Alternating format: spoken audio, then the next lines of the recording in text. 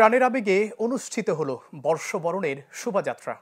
চারুকলার শিক্ষক শিক্ষার্থীদের উদ্যোগে এই শোভাযাত্রায় অংশ নিয়ে নানা শ্রেণী পেশার মানুষের কণ্ঠে ছিল সাম্য আর সম্প্রীতি প্রতিষ্ঠার ডাক।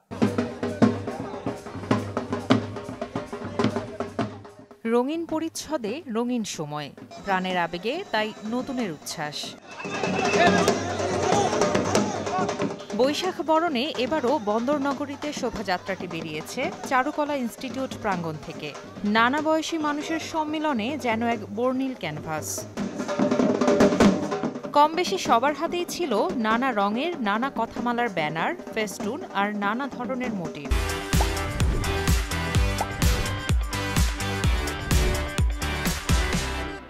কণ্ঠে ছিল সাম্য এবং সম্প্রীতির বাংলাদেশ গড়ার ডাক, ছিল ভালোবাসা ছড়িয়ে দেওয়ার আহ্বান। আজকে আমার সত্যিকারের যতটুকু ধারণা ছিল তার চেয়ে বেশি ভালো লাগছে। তবে বিশৃঙ্খলা না হোক, আমরা সুন্দরভাবে এটা শেষ করতে পারি, এটাই চাই। এত বছর পরে আনন্দ মিছিল বের করতে পেরে আমাদের অনেক ভালো লাগছে।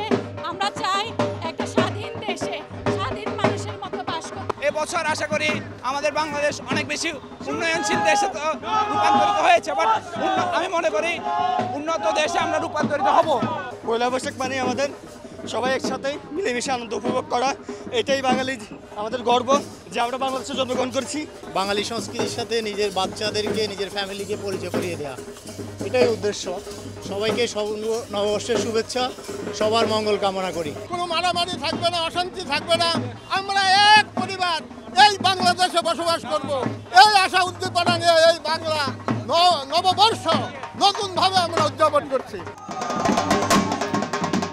বহু বছর ধরে এই শোভাযাত্রার আয়োজন করে আসছে চারুকলার শিক্ষক শিক্ষার্থীরা, যা হয়ে উঠেছে বর্ষবরণের নিয়মিত অনুষঙ্গ। তাই তো এবারও কমতি ছিল না মানুষের আনন্দ উচ্ছ্বাসের। খুবই ভালো লাগছে, অনেক আনন্দের সাথে আমরা সবাই আর কি শোভাযাত্রাটা বের করতে পেরেছি, এটাই অনেক আমাদের জন্য। খুবই ভালো লাগছে আজকের দিনটা, এবং আমাদের ইচ্ছা আছে সারাদিন এইভাবে আয়োজনের সাথে আমরা দিনটা শেষ করতে চাই। এবার নববর্ষের মধ্যে আমরা এই উদযাপন করতে পারতেছি খুব সুন্দরভাবে, সাবলীলভাবে, এবং আমরা সবাই স্বতঃস্ফূর্তভাবে অংশগ্রহণ করতে, এতে আমরা সবাই খুশি, এবং সবচেয়ে বেশি খুশি আমরা স্টুডেন্ট, চারুকলার স্টুডেন্ট। চারুকলা থেকে শুরু হয়ে নানা সড়ক ঘুরে বর্ণাঢ্য এ শোভাযাত্রা শেষ হয় জামাল খান প্রেস ক্লাব প্রাঙ্গণে গিয়ে। ইসরাত আমি, চ্যানেল 24, চট্টগ্রাম।